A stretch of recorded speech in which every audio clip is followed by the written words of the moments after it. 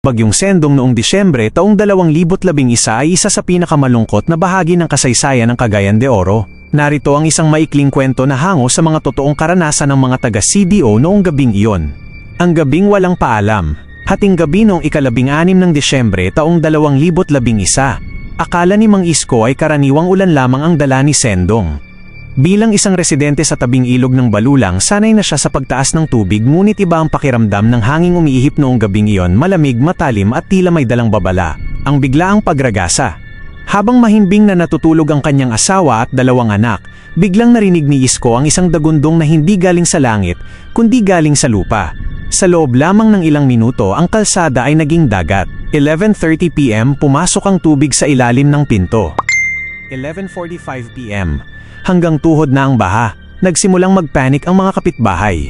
12 AM, umabot na sa bewang ang tubig kasabay ng pagkawala ng kuryente. Gising!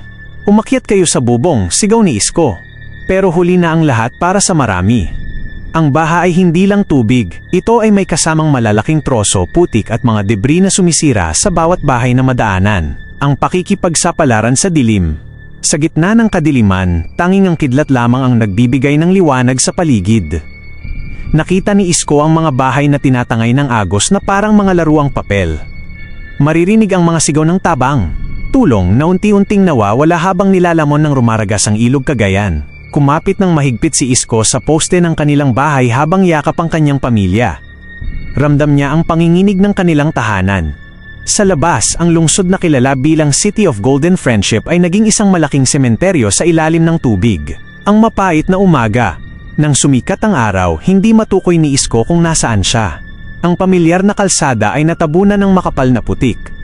Maraming kabahayan ang literal na washed out, walang naiwang bakas kundi ang pundasyon ng semento. Ang pinakamasakit na bahagi ay ang mga katawang nakasabit sa mga puno at nakabaon sa putik. Libo-libo ang nawala at ang amoy ng trahedya ay bumalot sa buong CDO. Ang lakas bro, nasa puno. Oh my God! Ito lang ang bahay ng nag-iisang na... Bro, kusog kayo bro! Bro, kusog kayo mo! Lakas oh! Bakit ito bro? Lakas!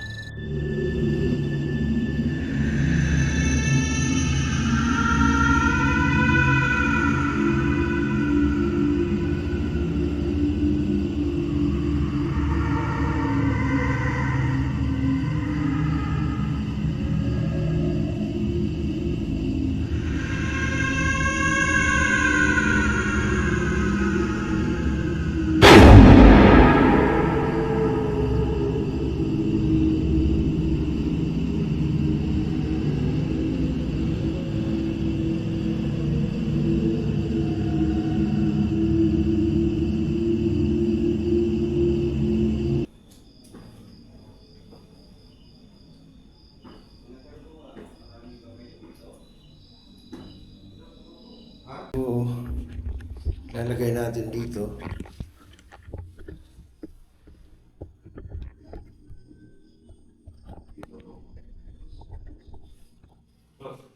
Ah. Wait, ito. Saan yan? Saan yan? Ha? Ha? Dito na. Dito na.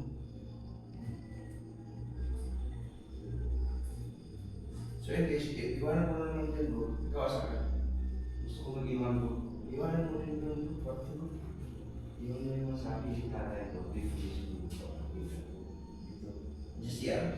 O sige dyan. Dyan, parang kaya lang. Yung isa natin. Ha? Kaya natin. Wala isa mo. Isa mo ba?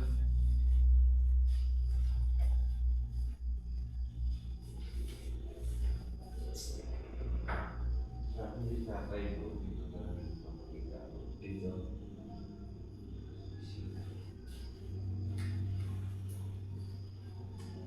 Dito na.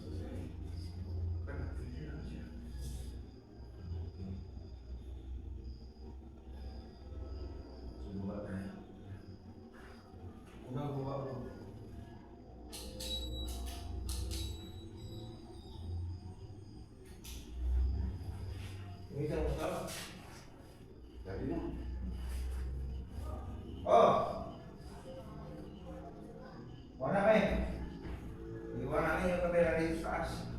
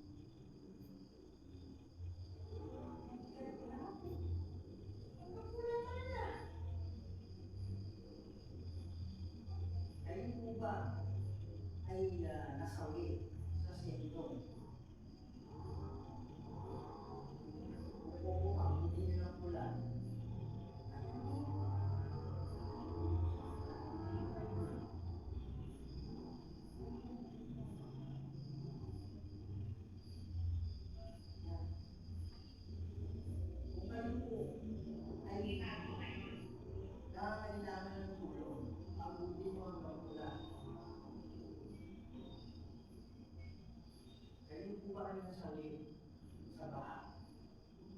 Oo, kailangan ko.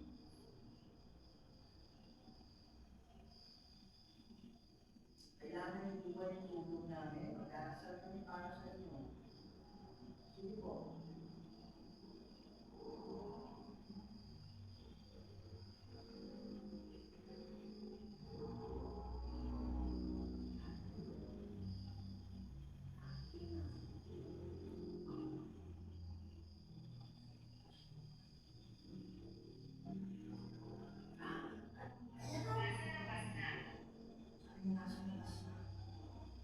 Alin yung nasa labas? Iniwanan pala nila yung kasunod nila. Ay, yung camera pala talaga. Iniwanan nila. Yan, camera ni Donsky. Camera ni, tawag dyan. Sarge, 204. Oh my God! So, parang may picture dito. Ay, ano?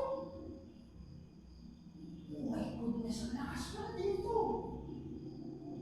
Oh my goodness. Wow, parang may sumunod dyan.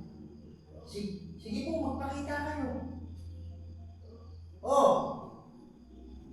Bro, ang lakas dito, bro. Ang lakas ang limit dito.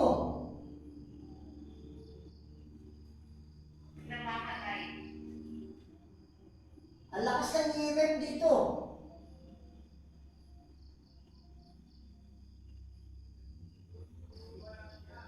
Kaya nga eh, kala ko nandito kayo eh. Brad, ang lakas ng EMF dito, Brad.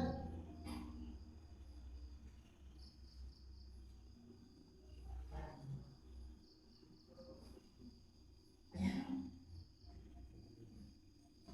Mag-aasal kami para sa inyo, ha? Uy, talagang pula kayo, pagkakit ko pa na dyan. Dito, iniwanan na. Yan. Kanina nga po. Tawag lang ang tawag sa inyo. Tinanong mo ito. Oh. Ano, wala. Ano naman ito? Imi-imi lang. Ang lakas ng EMF, tapos pagdating ko dyan, parang refrigerator. Bro, pagkakit ko pa na dyan sa hagdan ba eh. Kala nyo, pula man. Pula? Pula to. Narinig ko na bro. Pula talaga. Ang grabe. Wala na. Bay, dito bay, grabe yung pula dito bay, sa totoo lang. Oh my God. Bakit kailangan mong malaman? Bay, grabe talaga. Ha? Ano?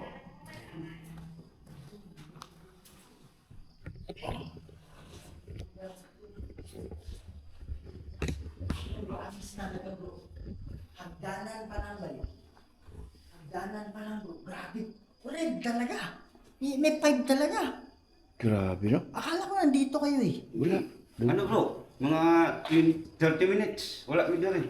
Wala kayo, 30 minutes? Oh, Bay, sa totoo lang bay. 30. Grabe yung pula talaga, Brad. May 5 talaga.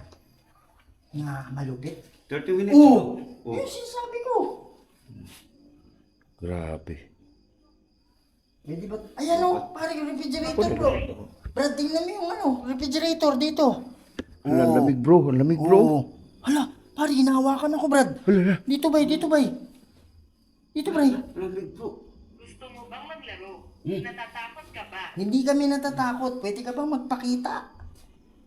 Matutuwa kami. May hinawakan yung braso ko. Ramdam ko eh. Ramdam dito. Parang Ramdam ko may... yumuko parang dito. ice. Parang Oh my ice ba eh. Bro, paglapit ko pa lang dyan, bay. EMF 5, ang tagal.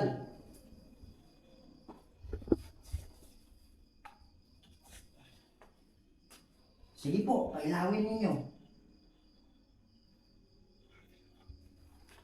Yung hanggang 6 talaga. Mananalangin kami para sa inyo, ha?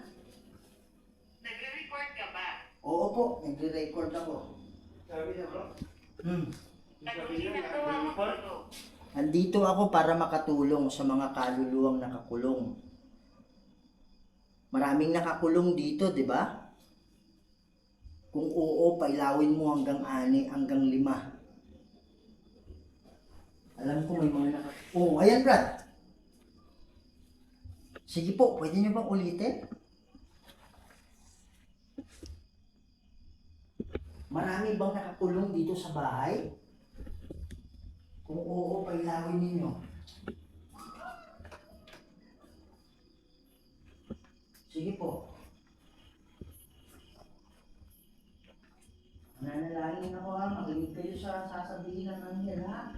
Para kayo ay makalis na dito. Alam ko, pinupulo kayo ng demonyo. Pinupulo po ba kayo ng demonyo? Kung oo, pailawin nyo. Ito na yung pagkakataon para makaalis kayo dito. Wasto. Narobot ka? Sige po. Bay, kanina nung nanalangin ako, grabe bay, pakpak, doon oh. Grabe no? Oh. Ama naming banal at makapangyarihan sa lahat. Kayo po ang gumawa ng lahat ng bagay dito sa mundo, Lord. Kayo po ang makapangyarihan Diyos at wala nang iba. Ama, nandito po kami. Tumutulong. May mga kaluluwa po dito na kinukulong ng demonyo. Ama, magpadala po kayo ng hukbo ng anghel para maging gabay nila, Lord. Para sila ay makaalis na dito. Ako po, kami ay tagapamagitan lang at kayo pa rin ang masusunod. In nomine Dei Patris et Filii et Spiritus Sancti. Amen. Sabi niya panalangin. Panalangin, nanalangin ka. Tapos sabi niya, Sabi niya panalangin para sa naiintindihan niya. sa dinami-dami ng words dyan, 1,000 words. Oh. Anong coincidence na mapili na yung panalangin? Panalangin. Timing talaga. Pwede namang sabihin niya kanina na hindi ako nanalangin. Di ba? Tama. Yan. Oo po, panalangin po yun. Para makaalis na kayo. Masaya ba kayo? Look! Oh, Sarge? di nasa... Ha? Dito. Ah, dyan eh. Bro! Ito ay isang mahirap na oras. Akas ng katok na yun ah.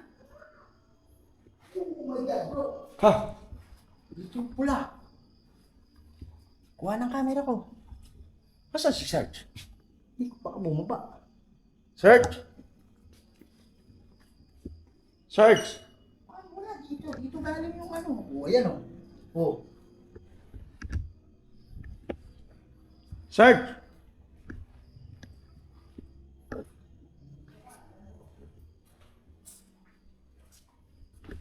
Wala si Sarge. Sarge?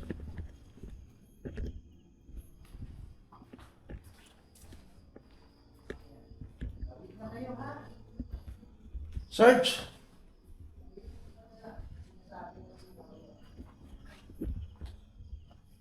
Sarge?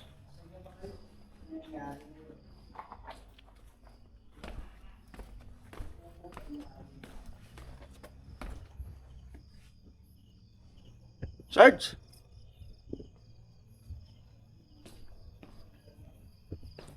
Wala si Sarge.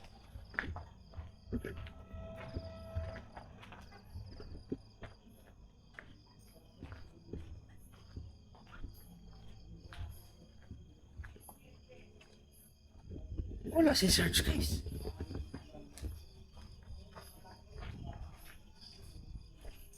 Sarge?